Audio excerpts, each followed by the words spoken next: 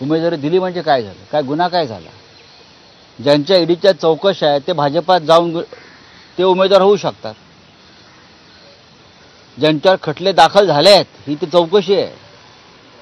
आणि ज्यांच्या गुन्ह्यांवर मोदींनी हल्ले केलेले आहेत ते आणि त्यांच्या बायका मुलं ते स्वतः भाजपचे आणि त्यांच्या आघाडीचे युतीचे उमेदवार होऊ शकतात. आणि तुम्हाला अमोल कीर्तीकरवरती प्रश्न पडलाय?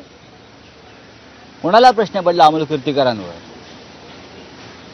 आरटीआई में एक सवाल आया हुआ है सैनिक स्कूल को लेकर 62% ऑफ जो परसेंटेज है उसमें बीजेपी लीडर और आरएसएस संघ की उसकी भागीदारी दिखाई जा रही है। पूरी संस्था है, पूरी संस्था जो है इस देश की महत्वपूर्ण संस्था, उनके ऊपर आरएसएस ने कब्जा कर लिया है, इंक्लूडिंग सुप्रीम कोर्ट।